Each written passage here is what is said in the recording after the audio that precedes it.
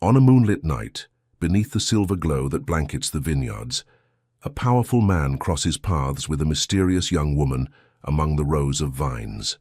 What seemed like just another ordinary evening becomes the beginning of a story that will challenge everything they believed about fate, freedom, and love. The September sun cast long shadows across the rolling hills of Tuscany, painting the vineyard in shades of amber and gold that seemed to pulse with life itself. Alessandro Montecroce stood at the edge of his estate, his hands clasped behind his back as he surveyed the 200 hectares that had become his empire. At 38, he possessed the kind of presence that commanded attention without demanding it. Broad shoulders that filled his tailored shirt perfectly, a strong jawline that spoke of determination, and eyes the color of aged whiskey that seemed to hold secrets of their own. The evening breeze carried the sweet perfume of ripening grapes, a scent that had become as familiar to him as his own heartbeat. This was his sanctuary, his achievement, his solitude. The Montecroce vineyard was more than a business. It was a testament to everything he had built from the ashes of his family's modest beginnings. What his grandfather had started as a small farm, Alessandro had transformed into one of Europe's most exclusive wineries, supplying bottles that graced the tables of royalty and titans of industry across 3 continents. His dark hair, always impeccably styled, caught the dying light as he turned toward the stone mansion that had been his home for the past 15 years. The ancient building, with its weathered walls and climbing ivy, had witnessed centuries of history, but none quite like the empire Alessandro had carved from determination and vision. Each morning, he walked these same paths, checking every detail of the operation that had made him a legend in viticulture circles. Each afternoon, he conducted video conferences with distributors in New York, Tokyo, and London, his voice carrying the quiet authority of a man who had never known failure. Yet for all his success, for all the invitations to galas and gatherings across Europe, Alessandro preferred the tranquil company of his vines to the glittering chaos of high society. There was honesty in the earth, integrity in the growth cycle of the grapes, a purity he had never found in boardrooms or ballrooms. His evenings belonged to these gardens, to the peaceful ritual of walking among the roses his grandmother had planted decades ago, accompanied only by Max, his golden retriever, whose loyalty had become his most treasured companionship. If this story is touching your heart, show your support, leave a like, subscribe to the channel, and share it with your friends. Every action helps us keep bringing you new stories full of emotion. As twilight deepened, Alessandro made his way toward the mansion, expecting to hear the familiar sound of Max's paws on the gravel path. Instead, silence greeted him. He whistled softly, the sound echoing across the gardens, but no golden form emerged from behind the rose bushes or from beneath the ancient oak trees that dotted the landscape. "Max?" His voice carried a note of concern as he changed direction, heading toward the vineyard proper. The dog had never wandered far, certainly never disappeared as darkness approached. A flutter of unease stirred in Alessandro's chest. Not panic, but the instinctive worry of a man who had learned to pay attention to details, to anomalies that disrupted the natural order of his carefully orchestrated world. He retrieved a flashlight from the gardening shed, its beam cutting through the gathering dusk as he made his way between the rows of vines. The night air was crisp with the promise of autumn, carrying the earthy scent of soil that had been tended for generations. Alessandro moved with purpose, calling Max's name periodically, his eyes scanning the shadows between the vine supports. It was then that he saw them, 2 small, pale feet at the edge of his flashlight's reach. Alessandro's breath caught in his throat as he raised the beam higher, illuminating a sight that made his heart stutter to a complete stop. A young woman, perhaps 25, sat huddled between the vines like a lost angel. Her light brown hair fell in disheveled waves around her shoulders, and her white dress, torn and stained with earth, clung to her delicate frame.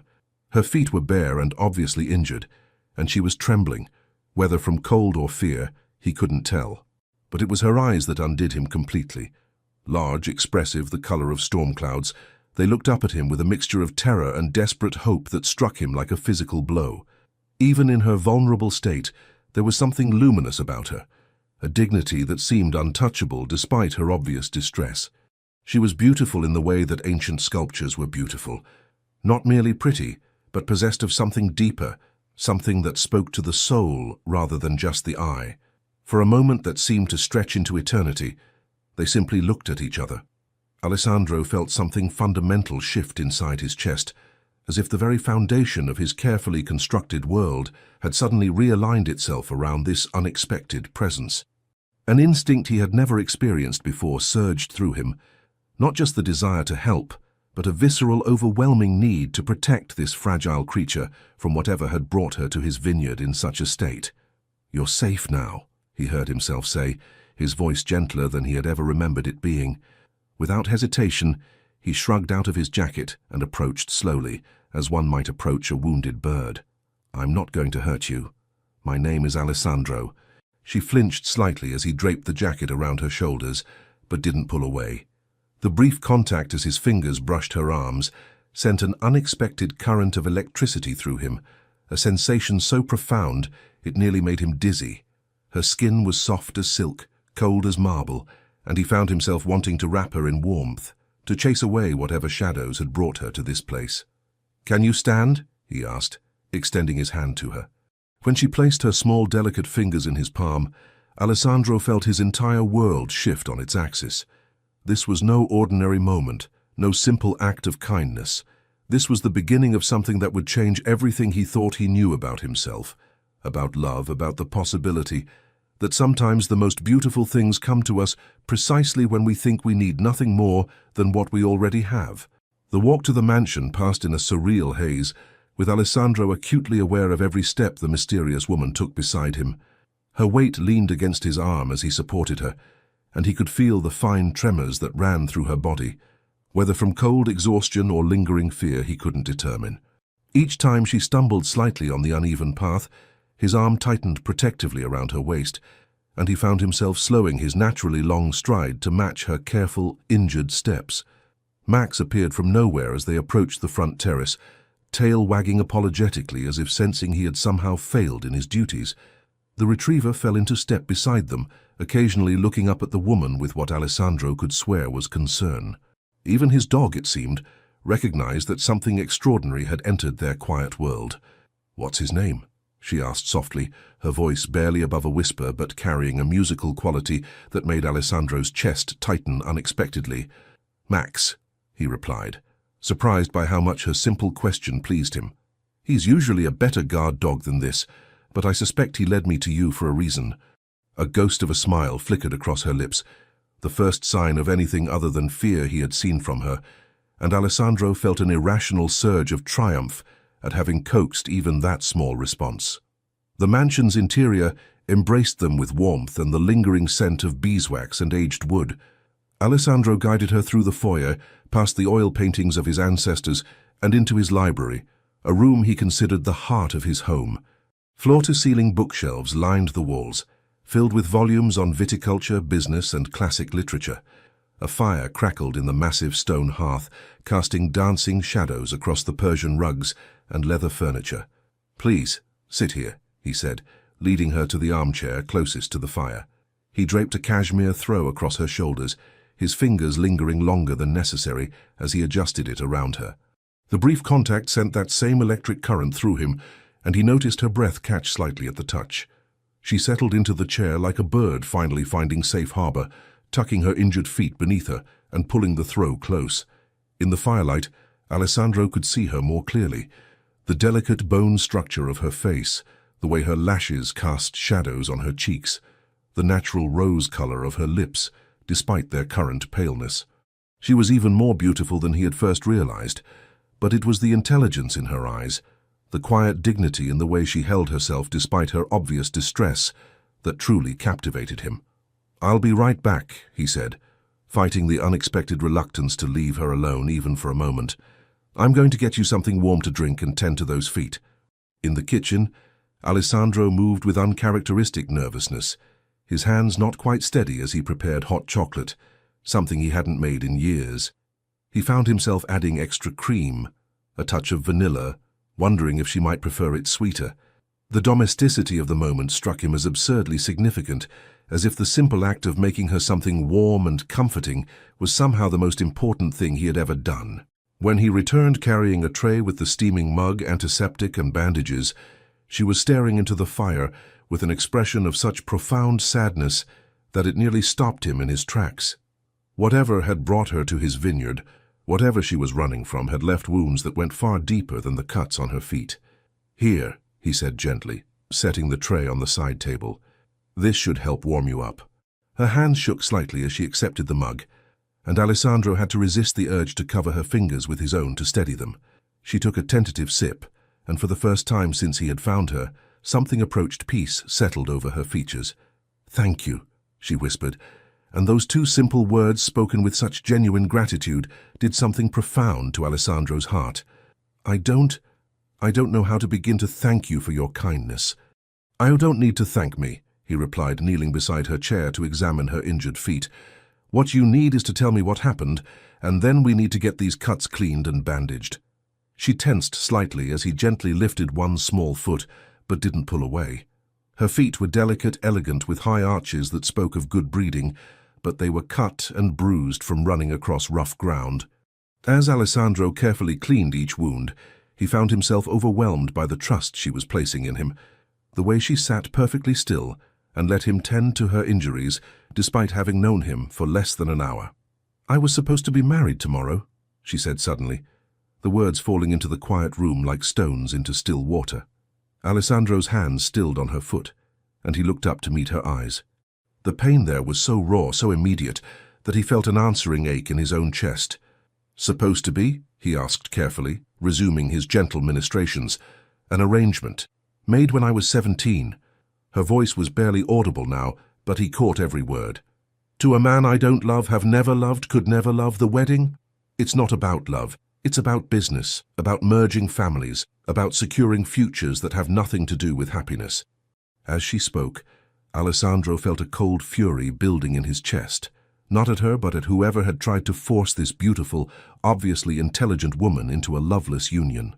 The idea of anyone treating her as a commodity to be traded, a pawn in some corporate game, made his jaw clench with barely controlled anger. "And last night?" he prompted, applying antiseptic with infinite care. "Last night I realized I couldn't do it.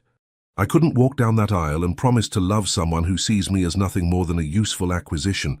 She paused to take another sip of chocolate, and Alessandro noticed that her hands had stopped shaking.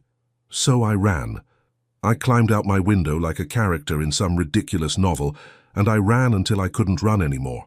And ended up in my vineyard," Alessandro finished, beginning to wrap her foot in soft gauze. "And ended up in your vineyard." She looked down at him kneeling beside her chair, this powerful man who had appeared like some sort of guardian angel in her darkest hour. "I don't even know your last name." "Montecroce," he said, meeting her eyes as he secured the bandage. "Alessandro Montecroce. And you are?" For a moment she hesitated, and he could see the internal debate playing across her features. Trust was clearly not something that came easily to her anymore. "Sophia," she said finally. "Sophia Whitmore." The name hit Alessandro like a physical blow. Whitmore. He knew that name. Knew it with the intimate knowledge of a man who had spent years defending his business against corporate raiders and hostile takeovers. Charles Whitmore, patriarch of the Whitmore shipping empire, whose son had recently entered the wine business as a direct competitor to everything Alessandro had built. But as he looked into Sophia's eyes, as he saw the vulnerable courage it had taken for her to trust him with even that much, Alessandro made a decision that would alter the course of both their lives. "You're safe here, Sophia," he said, his voice carrying the weight of an unbreakable promise. "Whatever you're running from, whoever you're running from, they won't find you here, not as long as I have anything to say about it."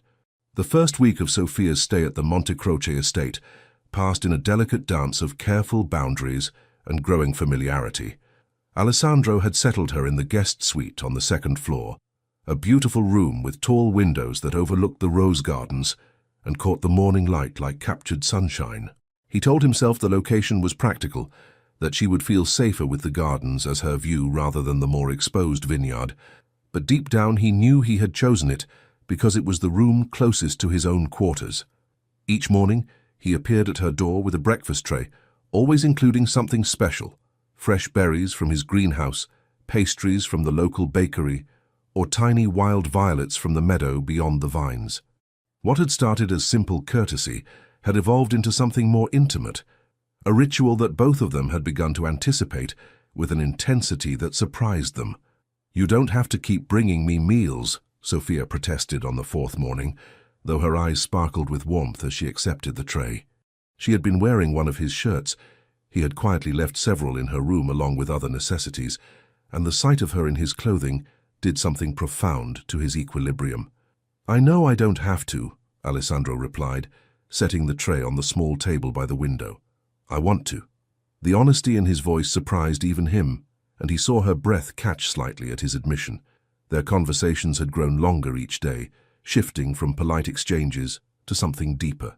Sophia, he discovered, possessed a brilliant mind that had been systematically discouraged by her family. Her passion for botany, which she described as a useless hobby, revealed itself to be sophisticated scientific knowledge that impressed even Alessandro, who had spent his life surrounded by growing things. "Tell me about your vineyards," she said on the fifth morning, tucking her legs beneath her in the window seat. The bandages were off her feet now, and Alessandro had noticed how she unconsciously flexed her toes in the morning sunlight, like a flower turning toward warmth. "What would you like to know?" he asked, settling into the chair across from her with his own cup of coffee. These morning conversations had become sacred to him, the part of each day he most looked forward to. Everything, the soil composition, the irrigation systems, how you decide when to harvest. Her enthusiasm was infectious, and Alessandro found himself describing technical details he had never shared with anyone outside his business partners. But Sophia listened with genuine fascination, asking questions that revealed not just intelligence, but intuitive understanding. "You know," she said thoughtfully, "there's a technique for soil enrichment using companion planting that I read about in a botanical journal. It might increase your yield without compromising quality." The idea she outlined was innovative, sophisticated, and something Alessandro had never considered. As she spoke, her entire demeanor changed. The hesitant, frightened woman he had found in his vineyard transformed into a confident scientist with ideas that could revolutionize his operation. "I'd like to see those journals," he said, and meant it. "Would you consider, that is, if you're going to be staying here for a while?" "Yes." She leaned forward slightly, and Alessandro caught a hint of her natural scent, something like jasmine and warm skin that made his thoughts scatter. "Would you consider working with me? On the vineyard?" The words came out in a rush, as if his subconscious had made the decision before his rational mind could interfere. "I mean, if you want to. You clearly have knowledge I could use, and perhaps it would give you something to focus on while you decide what comes next." The smile that lit up her face was like sunrise after a long night, and Alessandro felt his heart perform some complicated acrobatic maneuver in his chest. "I would love that," she said softly. "I would love that more than anything." It was then that she made her first venture into the gardens, insisting that she was strong enough to help despite Alessandro's protective instincts, urging him to keep her wrapped in cotton wool. Watching her move among his plants, her hands gentle and sure as she examined leaves and soil, Alessandro felt something shift permanently in his understanding of what his life could be. She wore a simple sundress. He had arranged for clothes to be delivered, carefully avoiding anything blue, as his grandmother had once told him. It was unlucky for women who worked with growing things. The soft yellow fabric moved with her graceful motions, and when she knelt beside a struggling rosebush, Alessandro found himself mesmerized by the unconscious elegance of every gesture. "This one is thirsty," she said, running her fingers along the soil. "But more than that, she's lonely. See how the other bushes are thriving? This one is isolated. Plants have social structures too, you know. They communicate through their root systems, share nutrients, warn each other of dangers." "I never thought of it that way," Alessandro admitted, moving to crouch beside her. Their shoulders brushed as they both examined the plant, and he felt that now familiar electric current passed between them. "Most people don't," Sophia said, glancing at him with those storm-grey eyes. "They see individual plants instead of communities, but everything grows better with the right companions." The double meaning in her words hung between them, and for a moment, the air itself seemed to shimmer with possibility. Alessandro found himself leaning slightly closer, drawn by the warmth radiating from her skin, the way her lips parted slightly as she looked up at him. It was Max who broke the spell, bounding over with a tennis ball and demanding attention with typical canine enthusiasm. They sprang apart, both laughing, but Alessandro noticed the flush that had risen in Sophia's cheeks, the way her hand trembled slightly as she petted the dog. That afternoon, as they worked side by side transplanting seedlings, Alessandro felt a contentment he had never experienced before. Sophia's knowledge was extraordinary, but more than that, she seemed to understand the soul of growing things in a way that matched his own deeper instincts. When she suggested modifications to his greenhouse ventilation system, when she identified a fungal infection he had missed, when she simply smiled at him across a row of newly planted herbs, Alessandro began to understand that she wasn't just a woman he was helping. She was the missing piece of a puzzle he hadn't even known was incomplete. As evening approached and they cleaned soil from their hands at the outdoor spigot, Sophia looked up at the house with an expression of wonder. "It's beautiful here," she said softly. "I've never felt so peaceful." "Stay as long as you want," Alessandro heard himself say, his voice rougher than intended. "Stay as long as you need." When she turned to look at him, her eyes bright with gratitude and something deeper, something that made his pulse quicken, Alessandro realized with crystal clarity that what he really meant was simply, stay. The thought terrified and thrilled him in equal measure, because somewhere in the space of 5 days, protecting Sophia Whitmore had stopped being an act of charity and had become the most important thing in his world. The second week brought a subtle shift in the rhythm of their days, as if the estate itself had adjusted to accommodate Sophia's presence. Alessandro found himself restructuring his schedule around their shared moments, postponing morning calls to watch her tend to the herb garden, cutting business dinners short to ensure he was home for their evening walks through the vineyard. Sophia had begun to bloom like one of her beloved plants, the fearful creature who had hidden among his vines, slowly revealing herself to be a woman of remarkable depth and quiet strength. Her laughter came more easily now, a musical sound that seemed to make the very air lighter. When she smiled, truly smiled, not the polite expression she wore like armor, Alessandro felt as though the sun had emerged from behind clouds he hadn't realized were there. On Tuesday morning he found her in the greenhouse, completely absorbed in examining a collection of seedlings with the kind of focused intensity he usually reserved for his most important business negotiations. She wore her hair in a loose braid that had partially escaped its binding, and she had unconsciously tucked a pencil behind her ear. The sight of her, so completely in her element, made Alessandro's chest tighten with an emotion he wasn't quite ready to name. "These are remarkable," she said without looking up, somehow sensing his presence. "Your soil composition is perfect for root development, but I think we could enhance the mineral content with some targeted companion planting." "Show me," Alessandro said, moving to stand behind her. He told himself he was genuinely interested in her agricultural insights, which he was, but couldn't deny the way his pulse quickened when she leaned back slightly, bringing her closer to his chest. As Sophia explained her ideas, her hands moving gracefully to illustrate her points, Alessandro found himself studying the elegant line of her neck, the way the morning light caught the gold highlights in her brown hair. When she reached across the potting bench for a soil sample, her arm brushed against his, and the contact sent that familiar electric shock through his system. "Alessandro?" Her voice held a note of uncertainty. "Are you listening?" "Every word," he assured her, forcing himself to focus on her explanation rather than the way her lips moved when she spoke. "You were saying something about mycorrhizal networks." The pleased surprise on her face at his attention to technical detail made him feel absurdly proud. "Exactly. The fungal networks that connect plant root systems. Most people don't realize that what appears to be individual plants are actually part of an interconnected community, sharing resources and information. Like a family," Alessandro said thoughtfully. "Better than most families," Sophia replied, and something flickered across her expression, a shadow of old pain that reminded Alessandro forcibly of the circumstances that had brought her to him. "Speaking of families," he said carefully, "have you given any thought to what you want to do about the situation you left behind?" Sophia's hands stilled on the seedling she was transplanting. "I know I can't hide here forever," she said quietly. "My family will be looking for me." Marcus, my intended. He's not the type to simply accept that his bride disappeared. The mention of her would-be husband's name made Alessandro's jaw clench involuntarily. The idea of any man having a claim on Sofia, even a legal one she had rejected, awakened something primitive and possessive in him that he had never experienced before. "Tell me about him," Alessandro said, surprised by the steadiness of his own voice.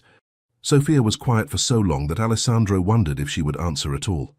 When she finally spoke, her voice was carefully neutral. "Marcus Blackwood, heir to Blackwood International. Our families have been trying to merge their shipping interests for years, and apparently our marriage was seen as the perfect way to cement the alliance." Alessandro's blood ran cold. Marcus Blackwood. He knew that name, knew it in the way a man knows the face of his greatest competitor. Blackwood International had been making aggressive moves in the luxury goods market, including a recent entry into premium wines that directly threatened Alessandro's carefully cultivated client base. "Sofia," he said carefully, "what exactly does Blackwood International do?" "Shipping primarily, luxury goods transport. But Marcus has been expanding into other areas lately. Something about diversifying the portfolio." She looked up at him with curious eyes. "Why? Do you know the company?" Alessandro could have told her then. Could have explained that her rejected fiancé was the son of the man who had been systematically trying to undermine his business for the past 2 years. Could have revealed that her presence in his home represented not just a humanitarian gesture, but perhaps the ultimate irony in a corporate war she knew nothing about. Instead, he found himself reaching out to tuck a strand of escaped hair behind her ear, his fingers lingering against her cheek, longer than strictly necessary. "I know of them," he said simply. "But what matters is that you're here now, and you're safe." The trust that shone in her eyes at his words made his chest ache. She believed in him, believed in his ability to protect her, and Alessandro felt the weight of that faith settle around him like a mantle he was determined to prove worthy of. "I should probably contact my family soon," Sofia said, though her tone suggested it was the last thing she wanted to do. "Let them know I'm safe, at least. They're probably worried sick." "Are they?" Alessandro asked, more sharply than he intended. "Or are they worried about the disruption to their business plans?" Sofia's intake of breath was audible. "You don't know them," she said defensively, but Alessandro could see the uncertainty flickering in her expression. "They're my parents. Of course they're worried about me." Alessandro wanted to argue, wanted to point out that parents who truly loved their daughter wouldn't try to force her into a loveless marriage for the sake of corporate interests. But the vulnerable hope in Sofia's voice stopped him. She needed to believe that her family loved her, even if Alessandro was beginning to suspect otherwise. "Of course," he said gently. "When you're ready to contact them, I'll help however I can." That afternoon, as they worked together in the main vineyard, Alessandro watched Sofia apply her botanical expertise to his grapevines with the same focused intensity she brought to everything else. Her suggestions were innovative, insightful, and would likely increase his yield significantly. But more than her knowledge, it was her obvious love for the work that captivated him. "You should have your own laboratory," he said during a break, as they sat in the shade of an ancient olive tree. "Your own research facility. It's criminal that someone with your knowledge isn't working in agricultural development." Sofia laughed, but there was sadness in the sound. "Women in my social circle aren't expected to have careers, Alessandro. We're expected to marry well and look decorative at charity functions." "That's the most ridiculous thing I've ever heard," Alessandro said with feeling. "You have a brilliant mind, Sofia. The world needs what you could contribute." The way she looked at him then, as if he had offered her the moon and stars, made Alessandro's heart perform another of those impossible acrobatic maneuvers. No one had ever looked at him with such wonder, such gratitude for simply seeing who she truly was beneath the surface expectations.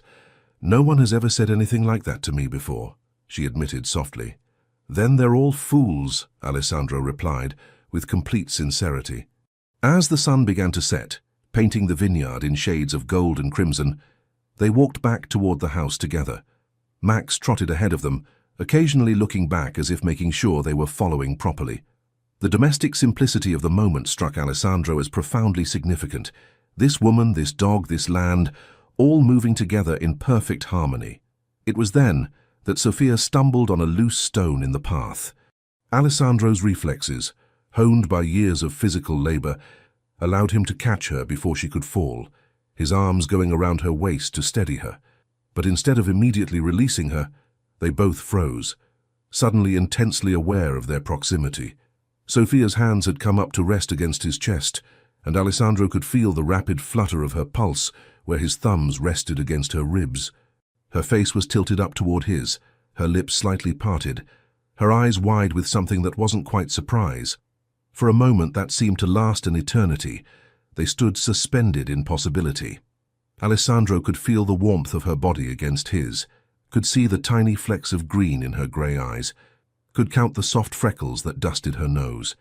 It would be so easy to lower his head just a fraction, to discover if her lips were as soft as they looked. But the memory of her vulnerability, of the trust she had placed in him, held him back.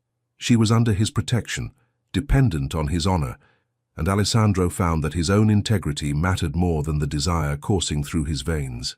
"Careful," he said softly, his voice rougher than he intended as he helped her regain her balance.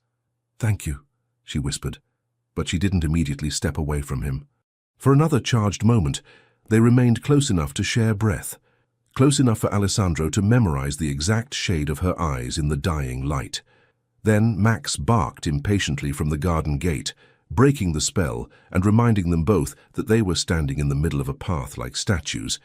They sprang apart, both slightly breathless, both carefully not meeting each other's eyes as they continued toward the house. But Alessandro could still feel the phantom warmth of her body against his, could still see the way her eyes had darkened with something that looked remarkably like longing. And as they reached the house, and she murmured a soft good night before disappearing up the stairs, Alessandro realized with crystalline clarity that he was falling in love with Sophia Whitmore. The third week brought an unwelcome intrusion into their carefully constructed sanctuary. Alessandro was reviewing quarterly reports in his study when Maria, his housekeeper, knocked urgently on the door. "Signor Montecroce," she said, her usually calm demeanor betraying anxiety. "There are men at the gate. They say they're investigators looking for a missing woman." Alessandro's blood turned to ice. Through the window he could see a black sedan parked outside the estate's entrance, its occupants clearly visible even from this distance. His protective instincts, already heightened where Sophia was concerned, now blazed into full alert. "Where is she?" he asked, already moving toward the door. "In the greenhouse, working with the orchid cuttings. Tell the men I'll speak with them in 10 minutes, and Maria, don't let them pass the gate under any circumstances." Alessandro found Sophia exactly where Maria had said, completely absorbed in her work. She had pulled her hair back with a silk scarf, and dirt smudged her cheek where she had unconsciously brushed it with her gloved hand. The sight of her so peacefully engaged in something she loved made his chest tighten with fierce protectiveness. "Sophia," he said gently, not wanting to startle her. She looked up with that radiant smile that had become his favorite sight in the world, but it faded when she saw his expression. "What's wrong?" "There are investigators at the gate." "Looking for you." All color drained from her face, and she sank onto the nearby stool as if her legs would no longer support her. "They found me," she whispered. "I knew it was too good to last." Alessandro knelt beside her, taking her trembling hands in his. "Listen to me carefully," he said, his voice carrying absolute conviction. "You are under my protection.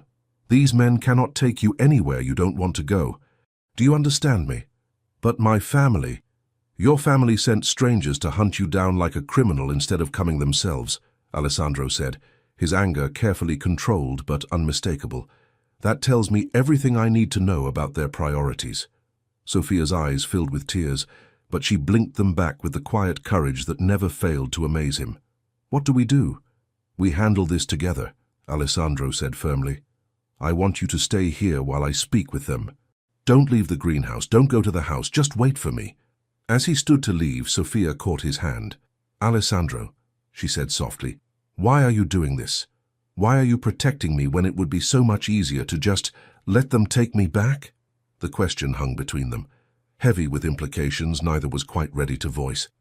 Alessandro looked down at her upturned face, at the trust and something deeper shining in her grey eyes, and felt his heart make a decision his mind wasn't prepared for.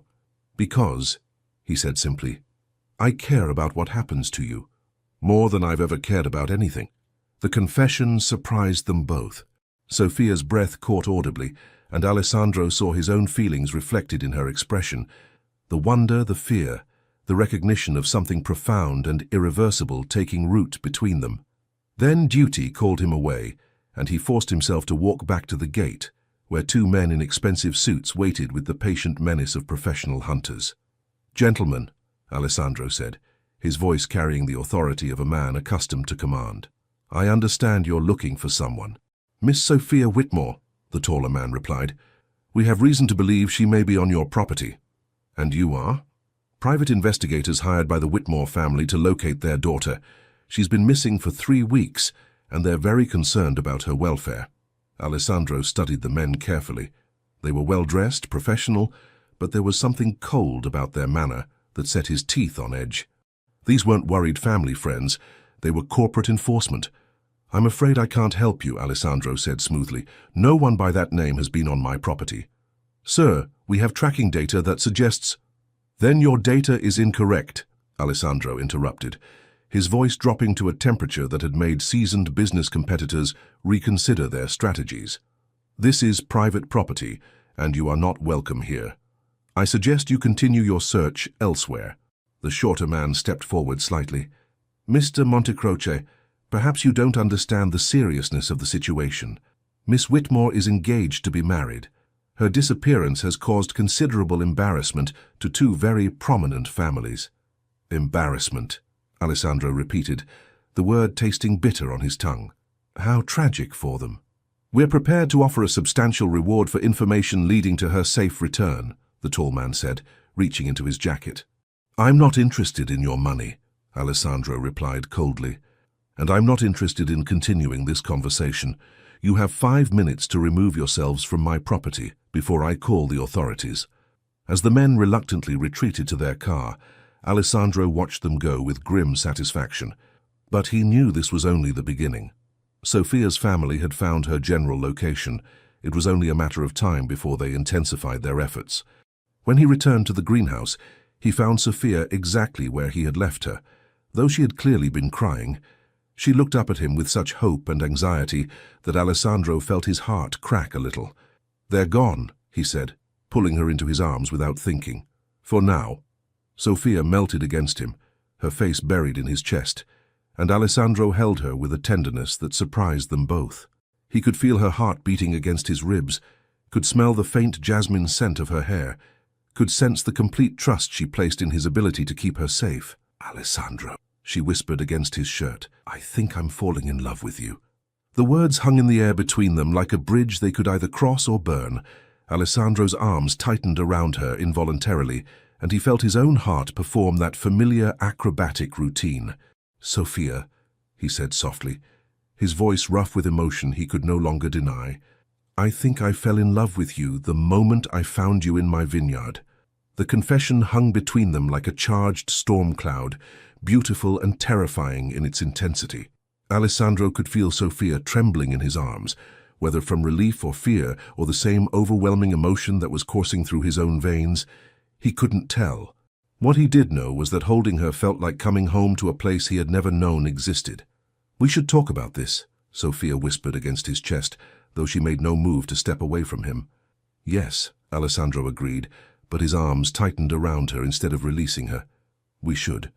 They remained locked in their embrace for another long moment, both afraid that speaking would somehow diminish the magic of what had just passed between them.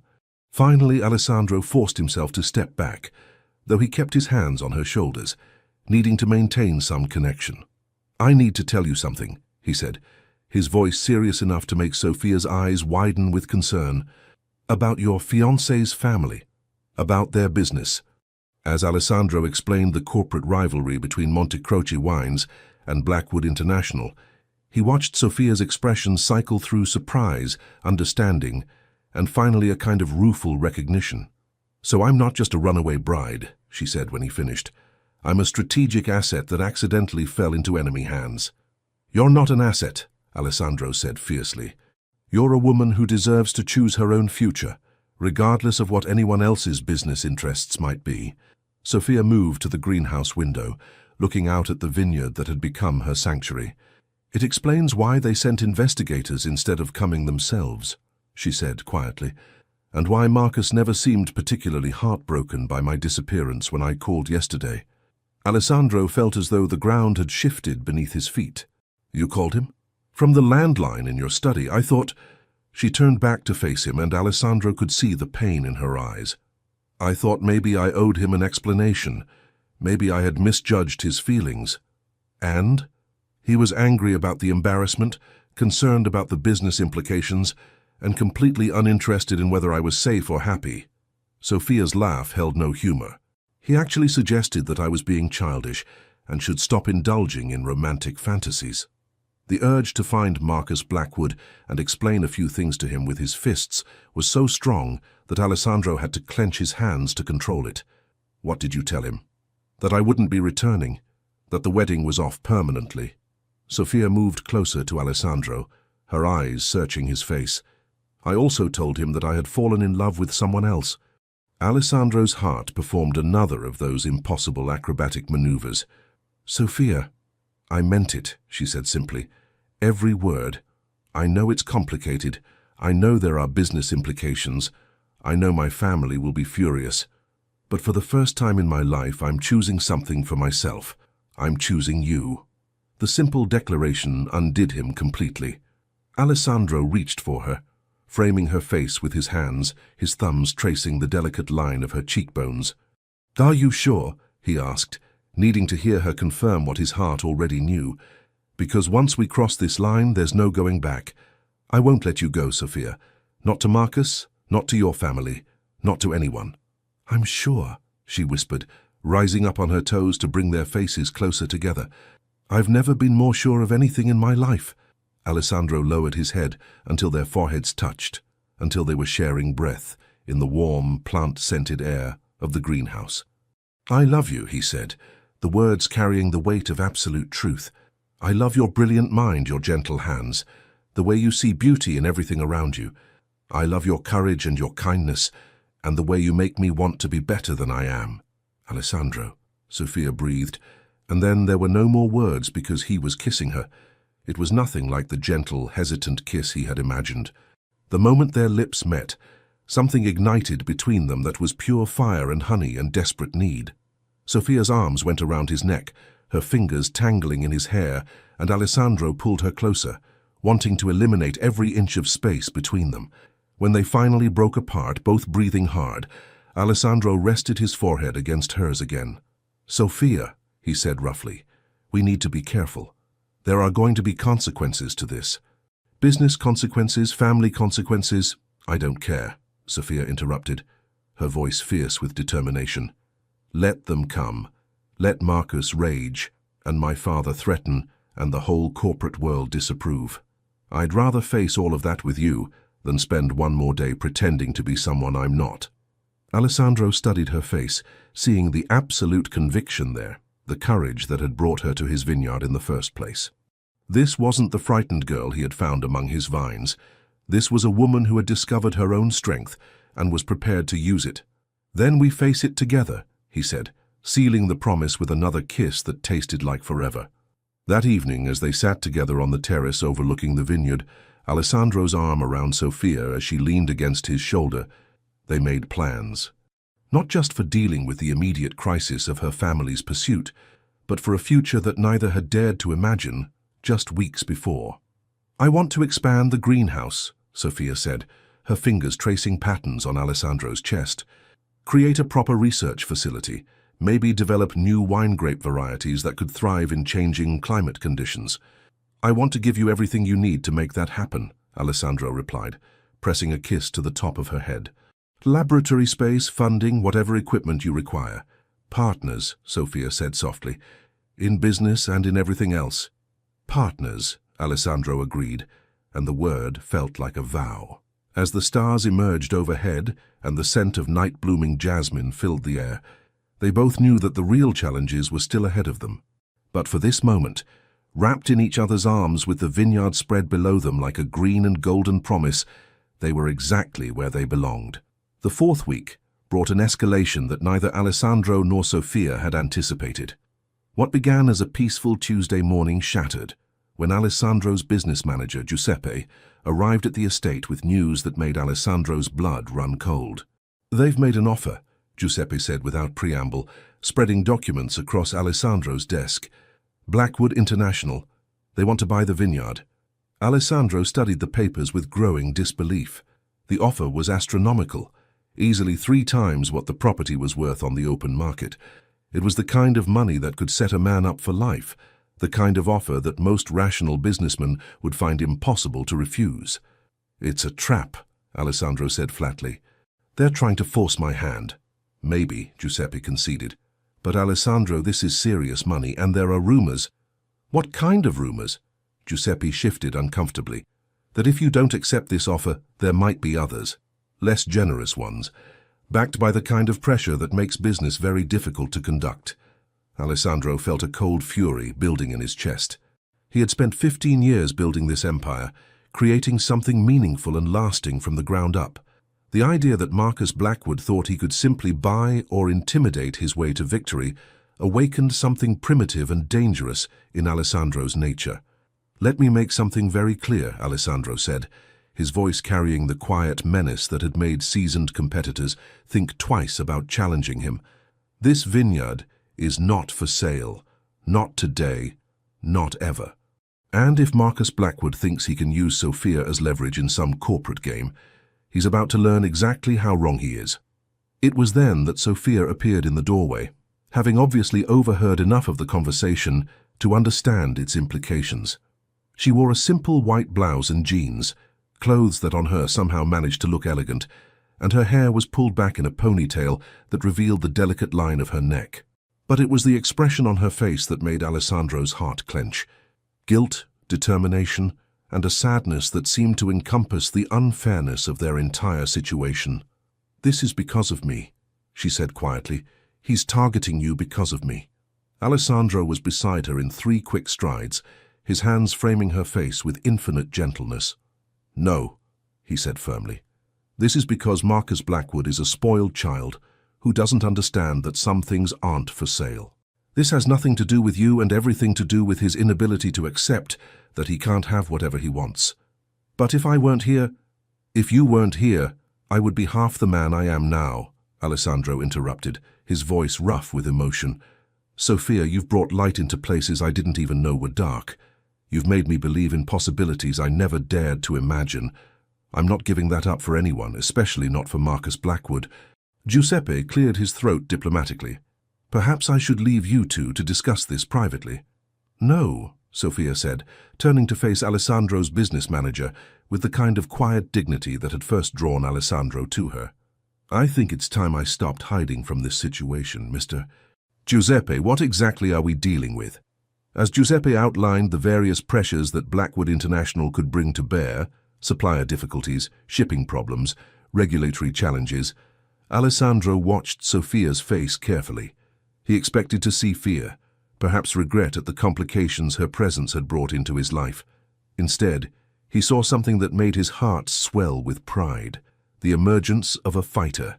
"So," Sophia said when Giuseppe finished his explanation, "Marcus is essentially trying to use his business influence to force Alessandro to sell the vineyard and force me back into an engagement I rejected. Is that an accurate summary?" "In essence, yes," Giuseppe confirmed. Sophia was quiet for a long moment, her fingers absently stroking Max's head as the retriever leaned against her legs in silent support. When she finally spoke, her voice carried a steely determination that Alessandro had never heard from her before. "Then we fight back," she said simply. "I have information about Blackwood International that Marcus probably doesn't realize I possess. Financial information, shipping routes, client lists, things I overheard at family dinners when I was expected to sit quietly and look decorative." Alessandro felt a surge of admiration so strong it nearly overwhelmed him. "Sophia, you don't have to—" "Yes, I do," she interrupted, meeting his eyes with unwavering resolve. "I'm tired of being a chess piece in other people's games. It's time I started playing my own moves." That afternoon, they spread out in Alessandro's study like generals planning a campaign. Sophia's knowledge of Blackwood International's operations proved to be extensive and surprisingly detailed. Her nearly photographic memory for conversations she had been present for but ignored provided insights that Alessandro found invaluable. Marcus always complained that their European operations were being undermined by quality control issues, Sophia said, pointing to a spot on the map where Giuseppe had marked Blackwood shipping routes. Something about temperature-controlled containers failing inspection in Germany. That's interesting, Giuseppe murmured, making notes. If their refrigeration systems aren't meeting EU standards, that could affect their ability to transport perishables. As they worked, Alessandro found himself repeatedly distracted by the sight of Sophia in full strategic mode. Gone was any trace of the frightened woman he had found in his vineyard. In her place was a brilliant tactician who understood corporate warfare better than some of his most experienced business partners. "You know," he said during a break, as Sophia stretched gracefully to ease the tension in her shoulders, "you should consider a career in business consulting when this is all over." Sophia laughed, the sound like silver bells in the warm afternoon air. "Is that your way of saying you're impressed by my corporate espionage skills?" "I'm impressed by everything about you," Alessandro said with complete sincerity, moving to stand behind her chair. His hands settled on her shoulders, and he felt her lean back against him with a sigh of contentment. "We're going to win this, aren't we?" she asked softly. Alessandro leaned down to press a kiss to the top of her head, breathing in the jasmine scent that had become as essential to him as air. "We're going to win," he confirmed, "because we have something Marcus Blackwood will never understand." "What's that?" "We're fighting for love, not just for money. And love makes people capable of extraordinary things." That evening, as they walked through the vineyard in the golden light of sunset, Sophia slipped her hand into Alessandro's with the naturalness of a gesture repeated 1,000 times. Their fingers intertwined perfectly, and Alessandro marveled again at how right everything felt when she was beside him. "Whatever happens next," Sophia said, stopping to face him among the rows of vines that had brought them together, "I want you to know that these weeks with you have been the happiest of my life.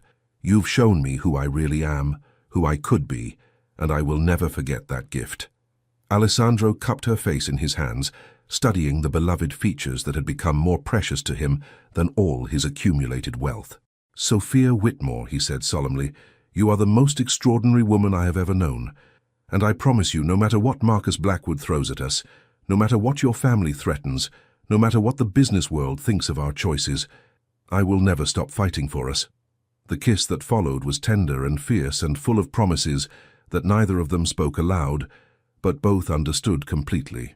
As they held each other in the gathering twilight, with Max sitting nearby like a golden guardian and the scent of ripening grapes surrounding them like a blessing, they both knew that the real battle was just beginning. The confrontation came sooner than either of them expected. Alessandro was in the main vineyard, checking the ripeness of the Sangiovese grapes with Sophia at his side, when the black sedans appeared at his gate. This time, however, they didn't stop at the entrance. The security guard Alessandro had hired after the investigators' first visit waved them through, and Alessandro's stomach dropped as he recognized the lead vehicle. "It's my father," Sophia said quietly, her face pale but her voice steady. "And Marcus." Alessandro felt every protective instinct he possessed roar to life. "Stay behind me," he said, moving to shield Sophia with his body as the cars approached across the gravel drive. "No." Sophia's hand on his arm was gentle but firm. "This is my fight too, Alessandro. We faced this together, remember?" The cars stopped 20 feet away, and Alessandro watched with grim satisfaction as Charles Whitmore emerged from the first vehicle, followed by a man who could only be Marcus Blackwood. Alessandro had seen photos of Sophia's former fiancé in business publications, but in person, Marcus struck him as exactly the kind of entitled aristocrat who believed money could solve any problem and buy any prize. Marcus was tall, expensively dressed, and handsome in the way that suggested good breeding and better tailoring.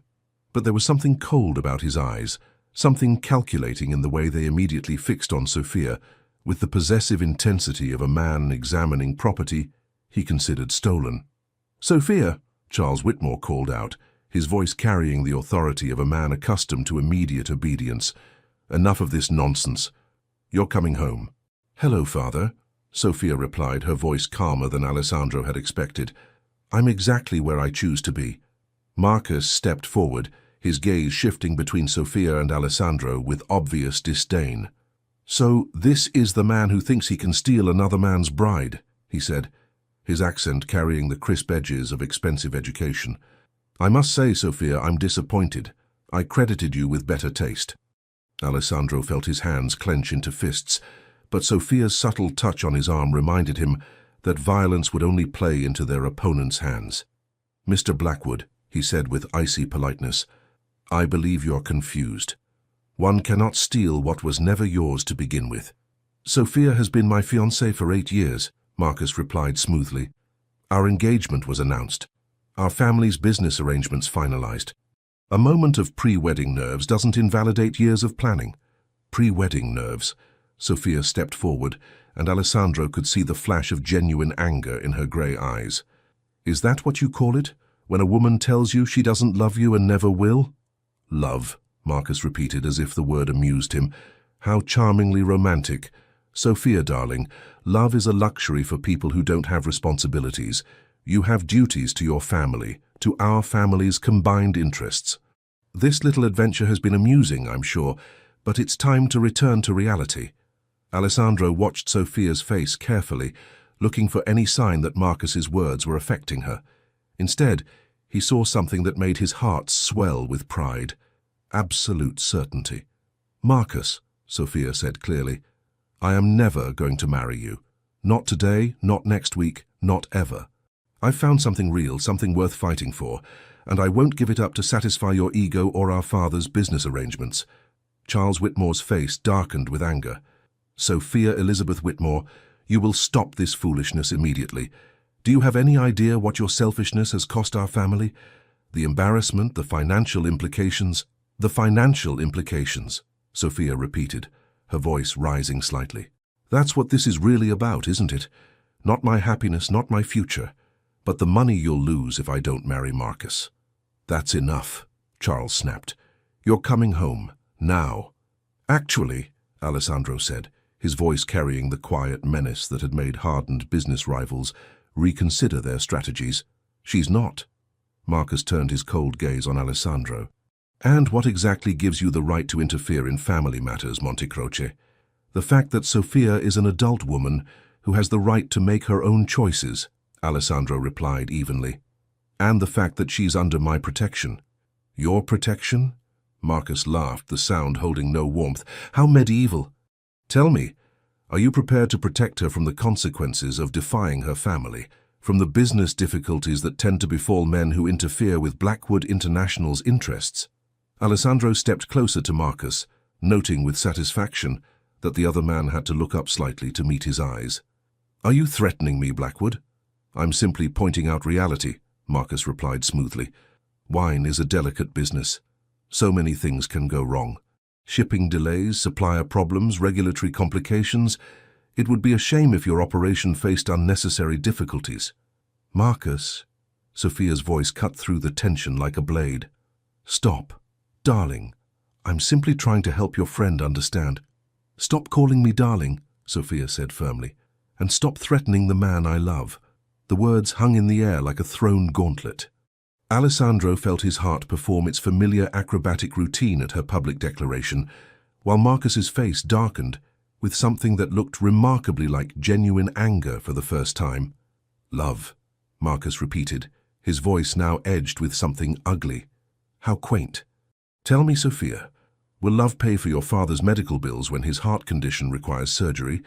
Will love save the family's shipping business when the banks call in their loans?"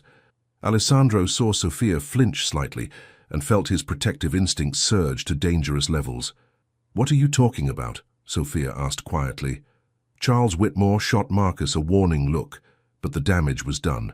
"Nothing that concerns you, darling," Charles said quickly. "Family business." "What heart condition?" Sophia pressed, her voice gaining strength. "What loans?" Alessandro watched the interplay between the three family members and felt pieces clicking into place with horrible clarity. The arranged marriage, the pressure, the investigators. It all made sense if the Whitmore family was facing financial ruin. "Father," Sophia said, her voice now carrying absolute authority, "tell me the truth. Right now." The silence stretched for a long moment, before Charles Whitmore seemed to deflate slightly. "The shipping business has been struggling," he admitted reluctantly. "New regulations, increased competition, some unfortunate investments, and yes, I've been having some cardiac issues. The marriage to Marcus would solve both problems, financial security and excellent health insurance through the Blackwood family plans." Sophia stared at her father with a mixture of hurt and understanding. "So you were willing to sacrifice my happiness to solve your business problems?" "I was trying to secure your future," Charles replied defensively. "My future is right here," Sophia said firmly, moving to stand beside Alessandro. "With a man who loves me for who I am, not what I can provide him." Marcus's composure finally cracked completely. "You're making a mistake, Sophia. A huge, costly mistake that you'll regret for the rest of your life." "The only mistake I made," Sophia replied with quiet dignity, "was waiting so long to find the courage to choose my own path." As the two men retreated to their cars, Alessandro could see that this was far from over. But beside him, Sophia stood tall and unwavering, and he knew that whatever came next, they would face it together. The revelation about her father's health and the family's financial troubles changed everything and nothing all at once. That evening, as Alessandro and Sophia sat in his study surrounded by documents and half-empty coffee cups, the weight of impossible choices pressed down on them like a storm front. "I could help them," Alessandro said quietly, breaking a silence that had stretched for nearly an hour. "Your father's medical bills, the business loans, it's well within my means." Sophia looked up from the financial papers she'd been studying, her eyes bright with unshed tears. "I can't ask you to do that," she said softly. "It's too much, Alessandro, too much money, too much responsibility for problems that aren't yours." "They become mine the moment they affect you," Alessandro replied, moving from his chair to kneel beside hers. His hands covered hers where they rested on the papers, warm and steady and infinitely reassuring. "Sophia, I have more money than I could spend in 3 lifetimes. What good is any of it if I can't use it to protect the woman I love? But don't you see?" Sophia's voice broke slightly.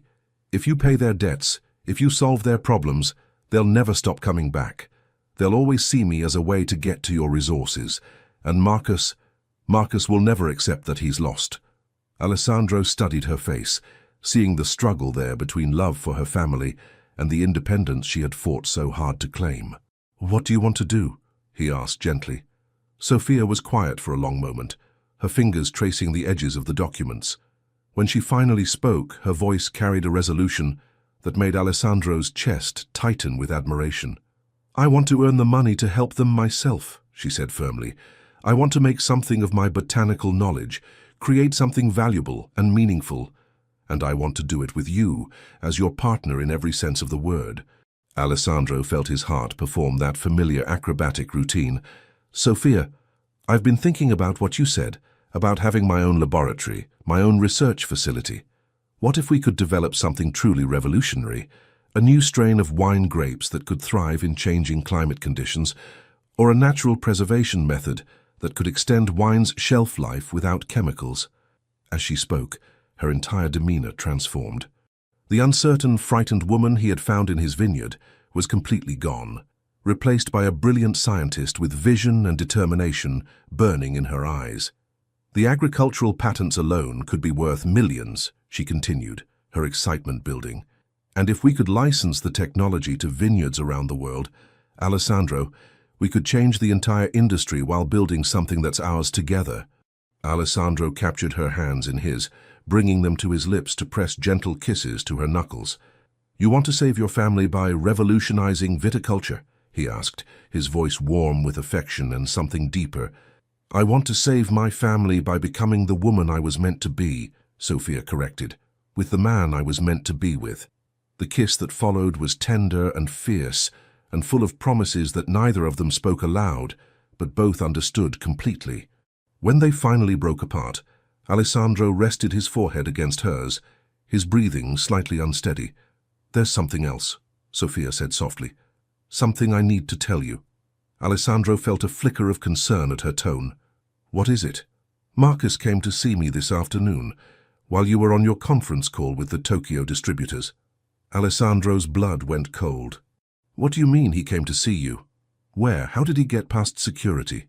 He was waiting by the greenhouse when I went to check on the orchid cuttings. He must have climbed the fence near the old oak grove. Sophia's hands tightened on his. Alessandro, he's not going to give up. He's dangerous in a way I never realized before. Did he hurt you?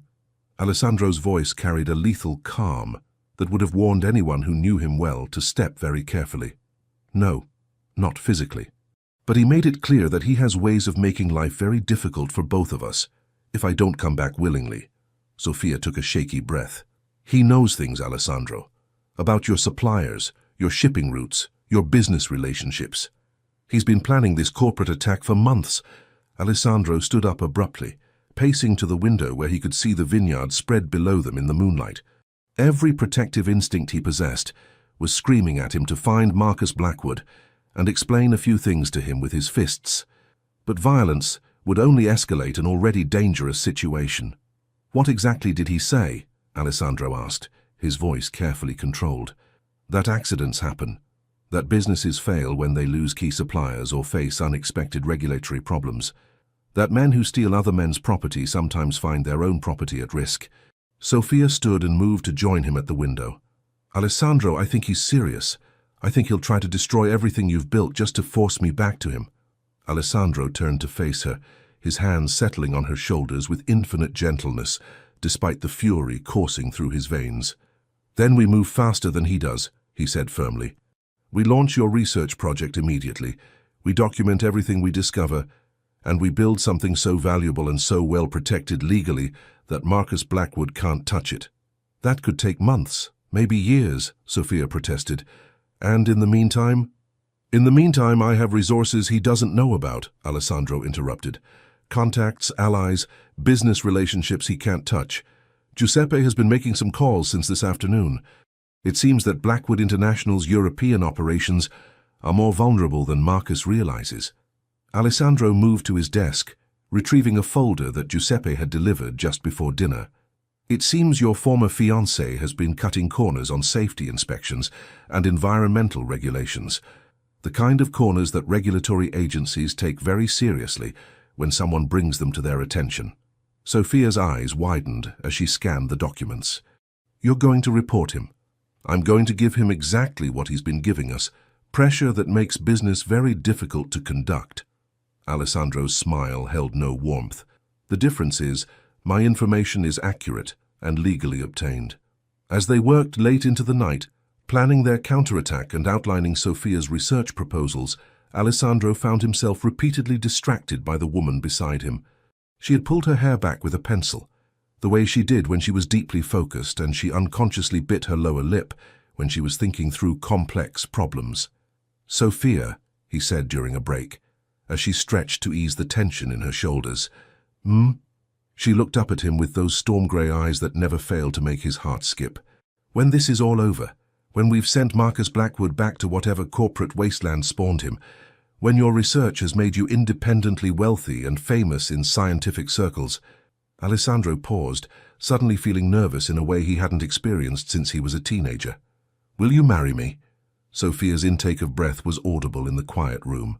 For a moment that seemed to last forever, she simply stared at him, her eyes wide with surprise and something that looked remarkably like joy. Alessandro, she whispered, are you proposing to me in the middle of a corporate war?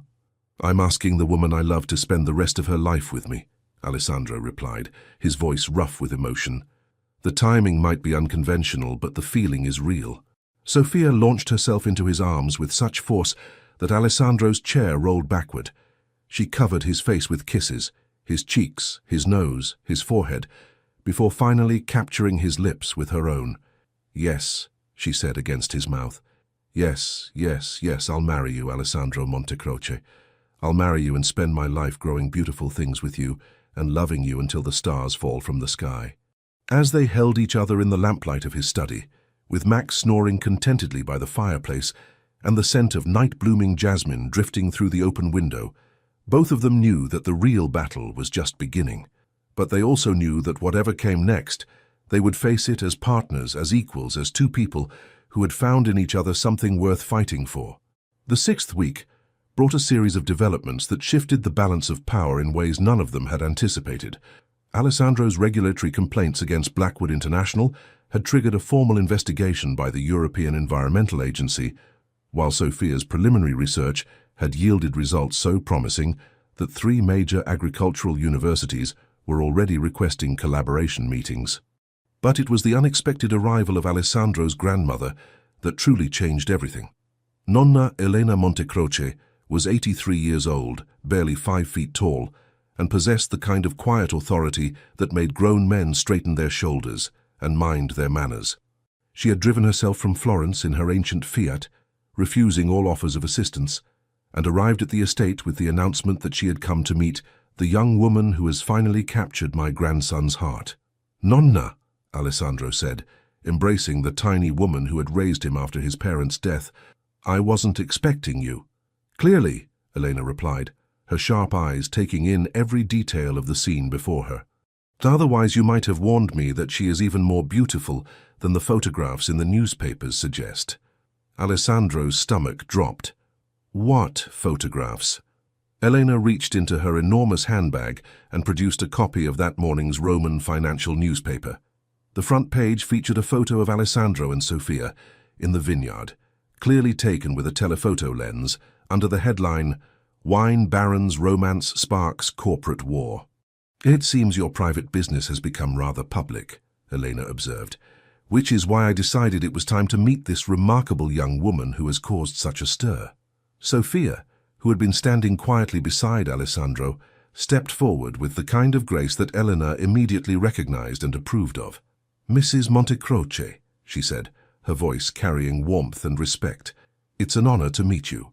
Elena studied Sophia for a long moment, taking in the simple elegance of her appearance, the way she stood close enough to Alessandro to show unity, but far enough away to show respect for his family, the intelligence that sparkled in her grey eyes.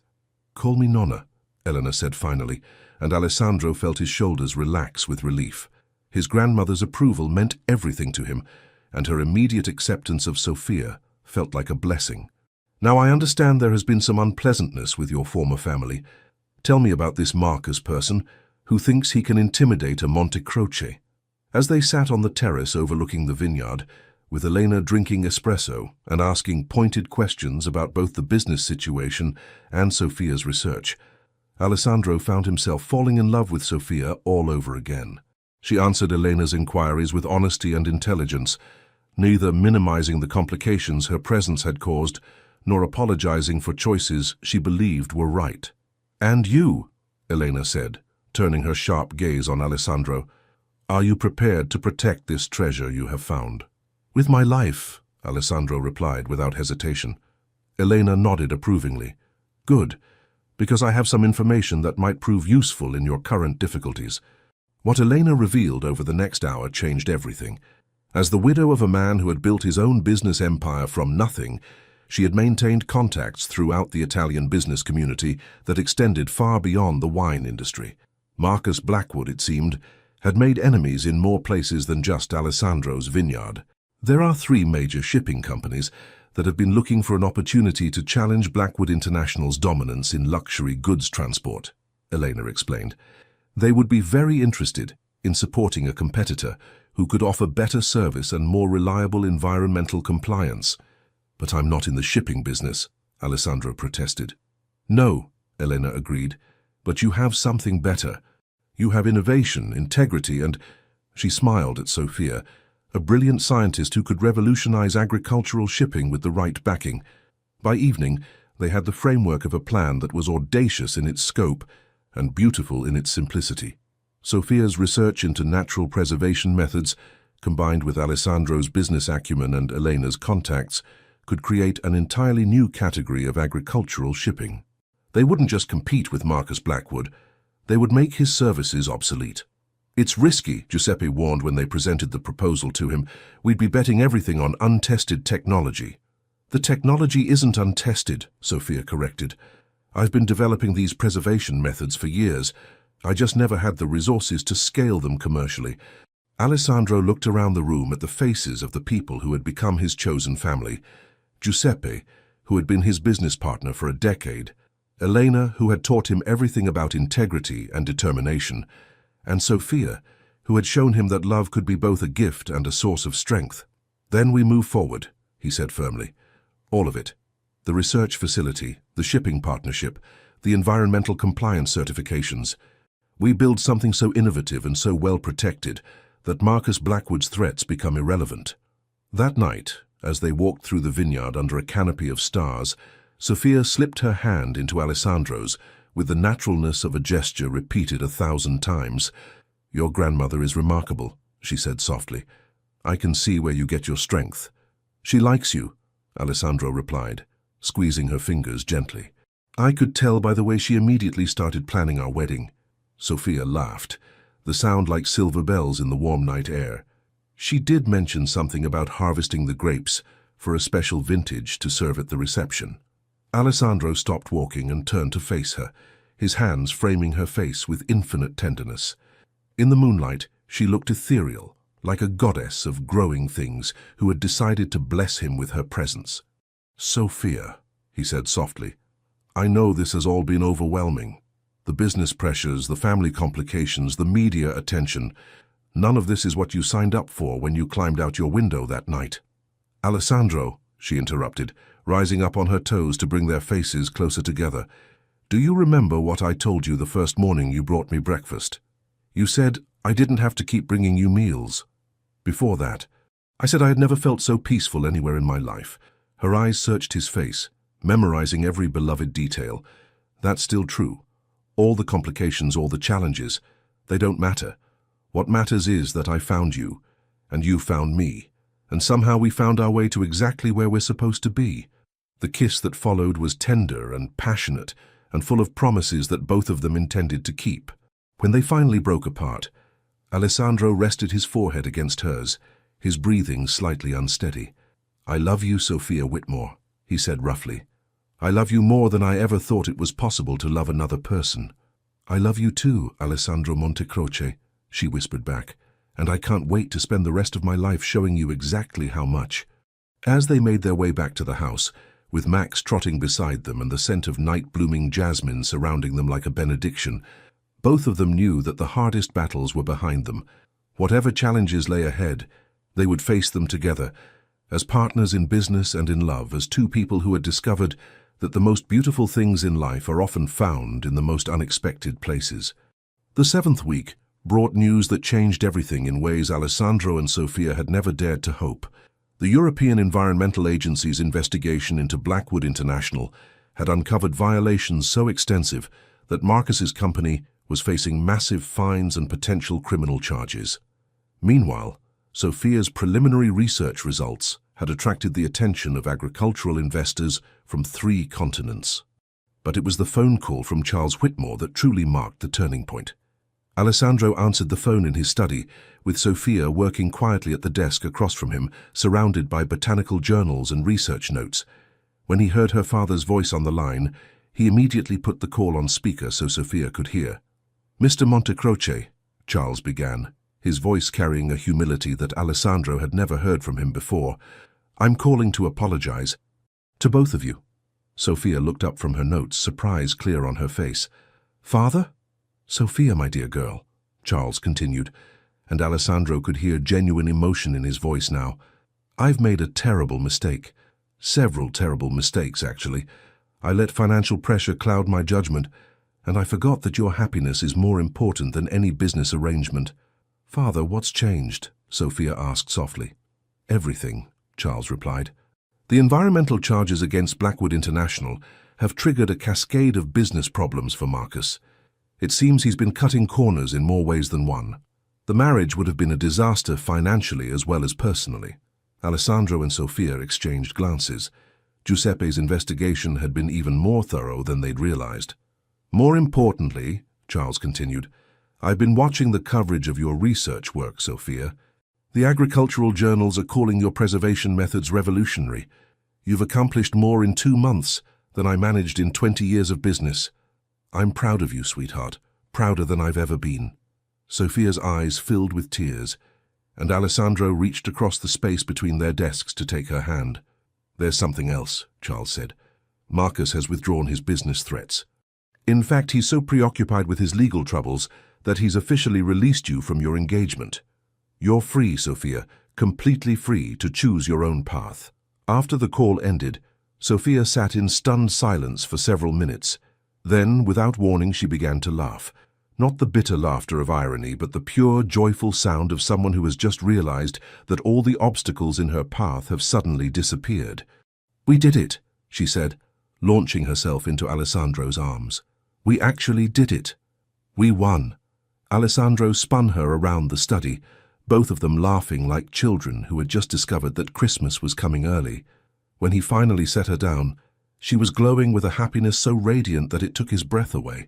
"So," he said, his hands settling on her waist, "now that you're officially free from all family obligations, what would you like to do first?"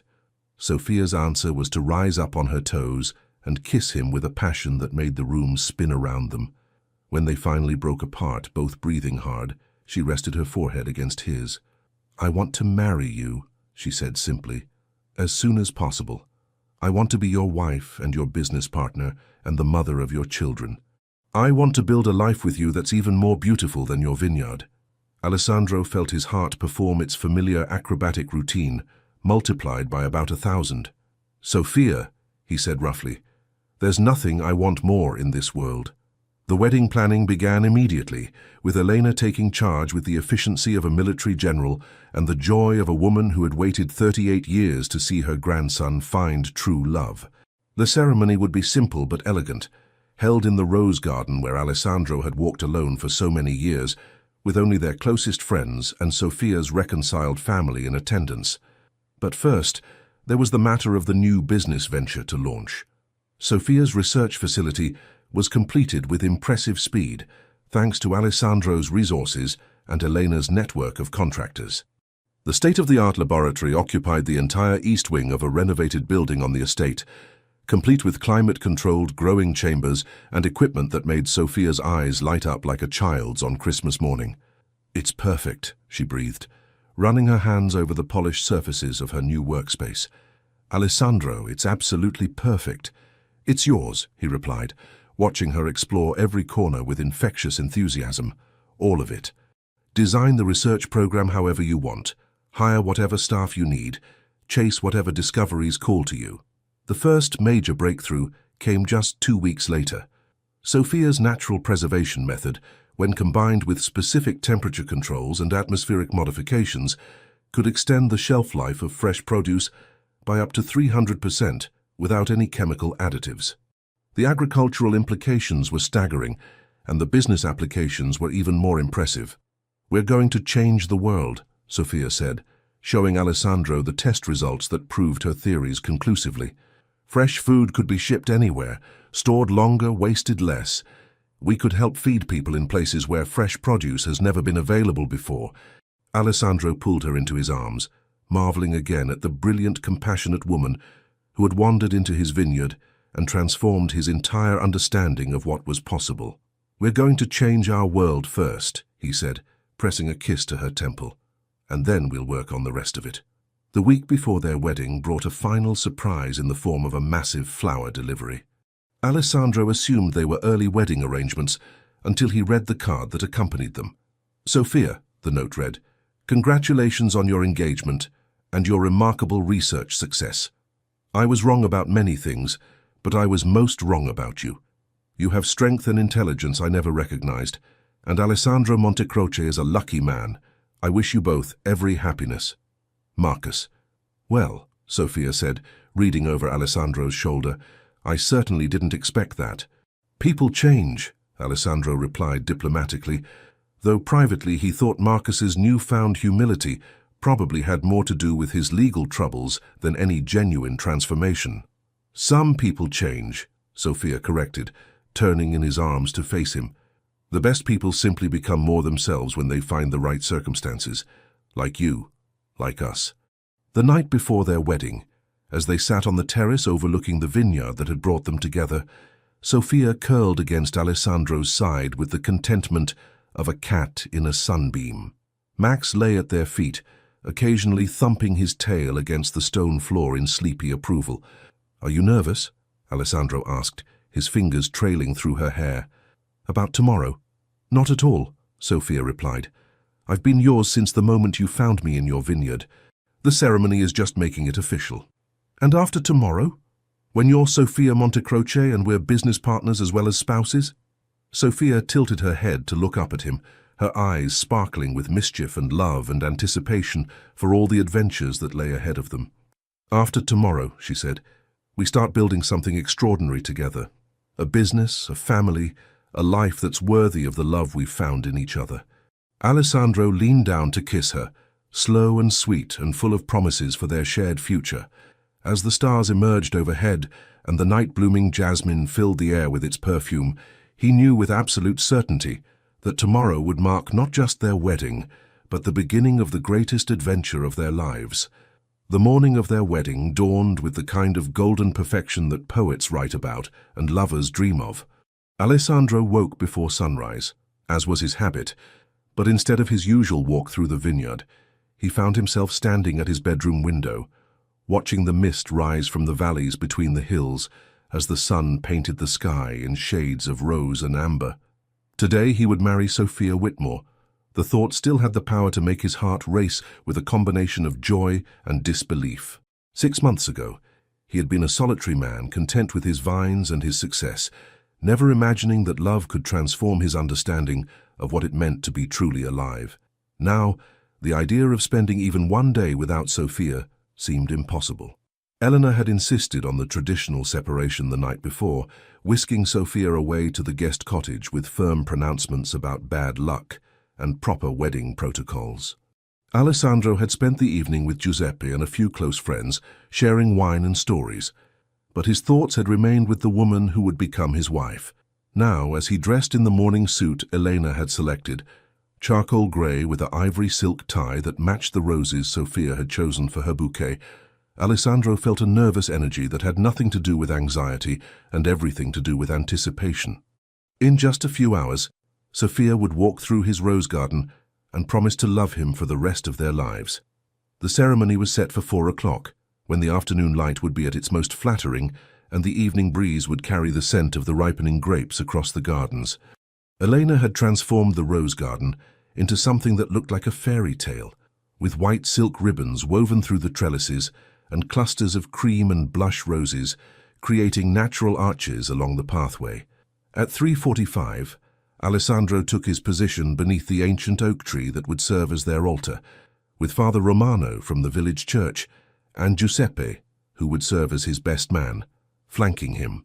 The small gathering of guests, Eleanor, Charles and Margaret Whitmore, a few close business associates and the staff members who had become family, filled the white wooden chairs that had been arranged in a semicircle around the garden's central clearing. Then the music began, not traditional wedding marches, but a string quartet playing a piece that Sophia had chosen, something ethereal and beautiful that seemed to capture the magic of their unexpected love story. Alessandro felt his breath catch as Charles Whitmore appeared at the garden's entrance, elegant in his formal wear, and clearly emotional about the moment that had finally arrived. But it was the sight of Sophia that made Alessandro's heart stop completely. She moved through the garden like poetry in motion, her ivory silk dress flowing around her like captured moonlight. The dress was simple but perfect, strapless with delicate beadwork that caught the dappled sunlight filtering through the oak leaves. Her hair was swept up in an elegant chignon that Eleanor had styled, with small white roses tucked among the soft brown waves. She carried a bouquet of cream roses and baby's breath, tied with ivory silk ribbon, and she wore the pearl earrings that had belonged to Alessandro's grandmother. But more than her beauty, more than the perfection of her appearance, it was the radiant joy on her face that took Alessandro's breath away. She was luminous with happiness, glowing with the kind of inner light that comes from absolute certainty that you are exactly where you belong.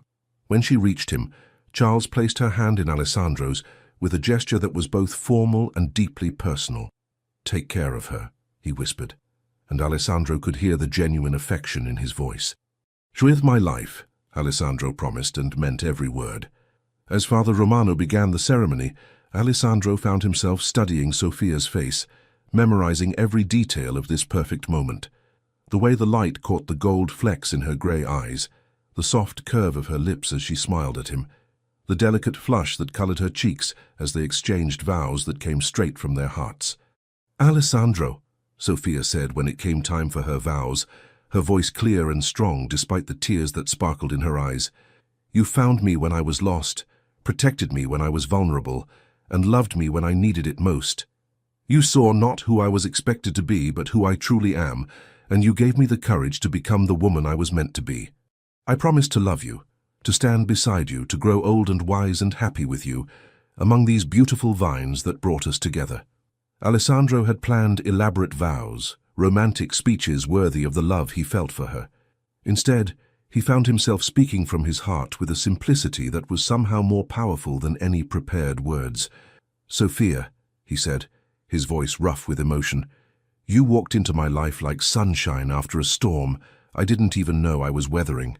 You made me understand that success without love is just an empty achievement, and that home isn't a place. It's wherever you are. I promise to love you, to protect you, to support your dreams and build new ones with you for as long as we both shall live." The exchange of rings was a moment of such perfect intimacy that Alessandro felt as though the rest of the world had simply disappeared. As he slipped the platinum band onto Sophia's finger, as she did the same for him, he felt something fundamental click into place, as if the universe had finally aligned itself properly. "You may kiss the bride," Father Romano announced with a smile that suggested he had been looking forward to this moment almost as much as they had. Alessandro cupped Sophia's face in his hands, studying her beloved features one more time as an unmarried woman. Then he lowered his head and kissed her with all the love and promise and joy that filled his heart to overflowing. The kiss tasted like forever, like coming home, like every dream he had never dared to dream coming true all at once. When they finally broke apart, both breathing hard and grinning like teenagers, the garden erupted in applause and laughter and the kind of celebration that marks the beginning of a great love story. "Mrs. Monte Croce," Alessandro murmured against her ear as they were surrounded by well-wishes and congratulations. "I like the sound of that," Sophia replied, her eyes sparkling with mischief and love and anticipation for all the adventures that lay ahead of them. The reception that followed was everything Elena had promised, elegant but intimate, with long tables set up on the terrace overlooking the vineyard, laden with flowers and candles, and the kind of food that made everyone feel like family. Alessandro and Sophia's first dance was to the same piece the quartet had played during her walk down the aisle, and they moved together with the kind of natural grace that spoke of two people who were perfectly matched. As the evening deepened and the stars emerged overhead, as their guests shared toasts and stories and laughter, Alessandro held his wife close and marveled at the twist of fate that had brought her to his vineyard on that September night. "Happy?" he asked, pressing a kiss to her temple as they swayed together on the improvised dance floor. "Completely," Sophia replied, her arms tightening around his neck. "Though I have to admit, I'm looking forward to being alone with my husband." Alessandro's pulse quickened at the promise in her voice, at the way she said "husband," like it was the most beautiful word in any language. "Soon," he promised. "Very soon." As the last of their guests departed, and Elena retired to the cottage with satisfied pronouncements about a perfect wedding, Alessandro and Sophia finally found themselves alone in the soft glow of the terrace candles. The remnants of their celebration surrounded them, empty wine glasses catching starlight, scattered rose petals like confetti on the stone floor, the lingering scent of jasmine and happiness in the warm night air. "Come with me," Alessandro said softly, taking Sophia's hand and leading her toward the house. "I have something to show you." They walked in comfortable silence through the halls that had become so familiar to Sophia over the past months, but when Alessandro led her past his usual bedroom door and up a narrow staircase she had never noticed before, curiosity replaced her peaceful contentment. "Where are we going?" she asked, laughing softly as he guided her up the winding steps. "You'll see," he replied, the mysterious smile in his voice making her pulse quicken with anticipation. The staircase opened onto a circular room at the very top of the mansion, a tower room with windows on all sides that offered panoramic views of the vineyard, the gardens, and the moonlit hills beyond. But it was what Alessandro had done to the space that made Sophia's breath catch in wonder. The room had been transformed into something that belonged in a fairy tale. Hundreds of white candles flickered on every surface, casting dancing shadows on the stone walls. The floor was scattered with rose petals, not just the cream and white roses from their wedding, but every variety from the garden, creating a carpet of color and fragrance. Sheer white curtains had been hung around an antique bed that looked like it had been crafted for a princess, and soft music played from somewhere in the shadows. "Alessandro," Sophia whispered, turning in a slow circle to take in every magical detail. How did you?" "Elena and Maria helped while we were dancing," he admitted, moving to stand behind her, his hands settling gently on her shoulders. "I wanted our first night as husband and wife to be as perfect as you are." Sophia leaned back against his chest, feeling the steady warmth of his heartbeat through the fine fabric of his shirt. "It's beautiful," she said softly. "It's the most beautiful thing I've ever seen."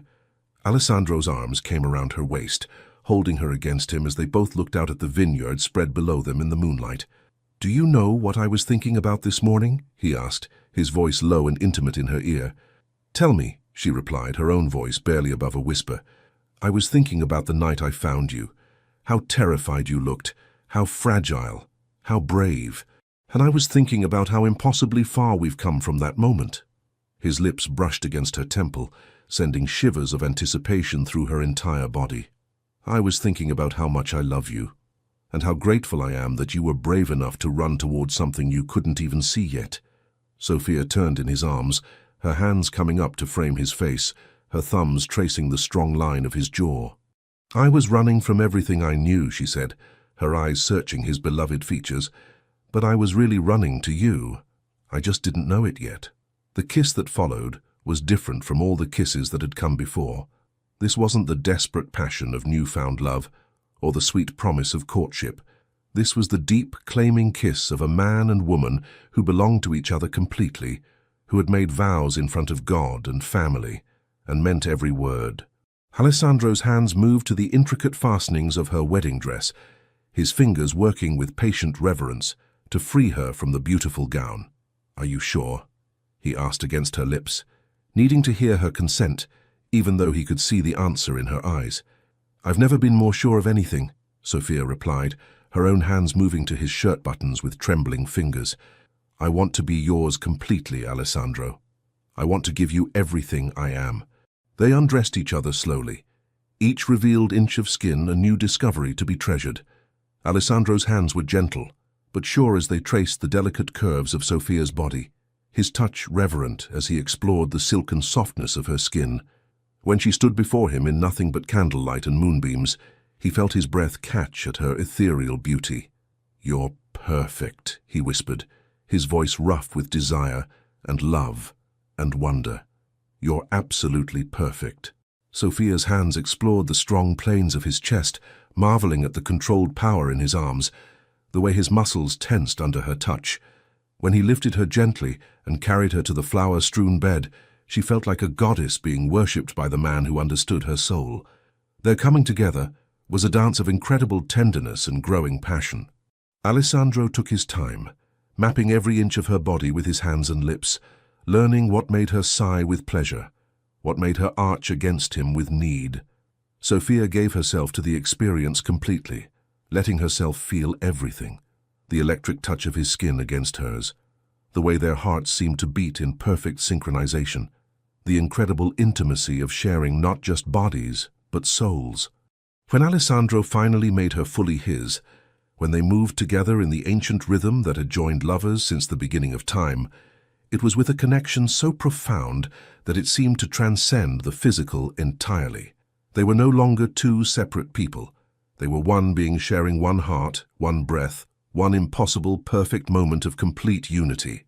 Afterward, as they lay entwined in the candlelit bed with rose petals in their hair and contentment radiating from every pore, Sophia traced lazy patterns on Alessandro's chest while he stroked her hair with infinite gentleness. "I love you," she whispered against his skin, the words carrying all the emotion her heart could hold. "Ti amo anch'io," Alessandro replied in Italian, the language of his heart. "I love you too, mia cara moglie, my dear wife."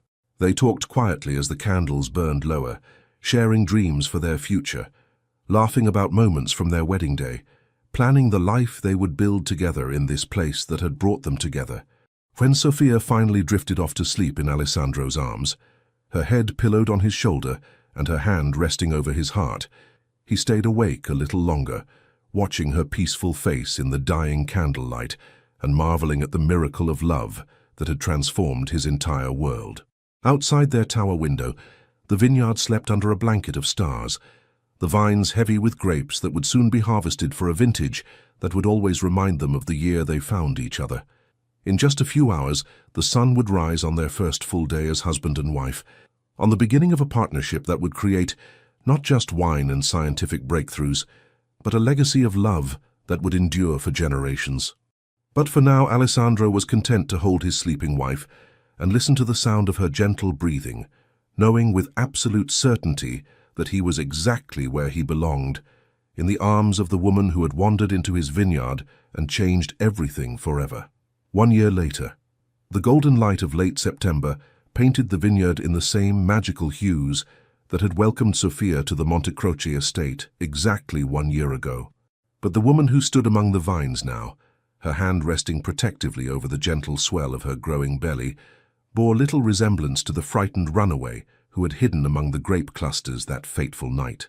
Sofia Montecroce moved through her domain with the confidence of a woman who had found her place in the world. Her research facility had become the most respected agricultural innovation center in Europe. Her preservation techniques were being implemented by farms across 3 continents, and her latest project, developing drought-resistant wine grapes, had attracted funding from universities worldwide. But it was the personal transformation that truly took Alessandro's breath away as he watched her from the terrace. Gone was any trace of the uncertainty that had marked her first weeks at the estate. In its place was the radiant assurance of a woman who knew exactly who she was and what she was capable of achieving. "The soil analysis is complete," Sofia called out, waving a tablet in his direction as she made her way up the path toward him. "The new grape variety is adapting even better than we hoped. At this rate, we'll have our first vintage ready for testing by next spring." Alessandro opened his arms to welcome her into his embrace, marveling as he did every day at the privilege of being the man she chose to come home to. "And how is our other project developing?" he asked, his hands settling gently over hers on her belly. "Very well, according to Dr. Rossini," Sofia replied, leaning back against his chest with a contented sigh. "Our little scientist is growing perfectly on schedule." The pregnancy had been a wonderful surprise, discovered just 2 months after their wedding, when Sofia's usually reliable constitution had been disrupted by mysterious bouts of morning fatigue. The news that they would become parents had filled Alessandro with a joy so profound he had actually wept, something he hadn't done since he was a child. "Elena is convinced it's going to be a girl," Sofia continued, laughing softly. "She's already planning the nursery around pink roses and botanical prints." "And what do you think?" Alessandro asked, pressing a kiss to the top of her head. "I think it doesn't matter, as long as they're healthy and loved." Sofia turned in his arms to face him, her grey eyes sparkling with mischief. "Though I do hope they inherit your business sense and my scientific curiosity. The combination could be quite formidable." Their conversation was interrupted by the arrival of Max, now sporting a few distinguished grey hairs around his muzzle, who bounded up the path with a stick in his mouth and his tail wagging with the enthusiasm of a dog who had just discovered the perfect toy. Behind him, moving with considerably more dignity, came Elena, carrying a picnic basket and wearing the expression of a woman with important news to share. Bene," Elena announced as she reached the terrace. "I have just received a very interesting phone call from Rome. It seems that your latest research paper, Sofia, has caught the attention of the Minister of Agriculture. They want to discuss implementing your preservation methods in the national food distribution system." Sofia's eyes widened with excitement. "The entire national system?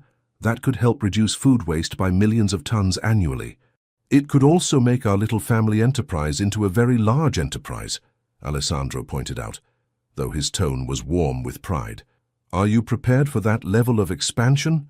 Sofia considered the question seriously, her hands absently stroking Max's ears as he settled beside them.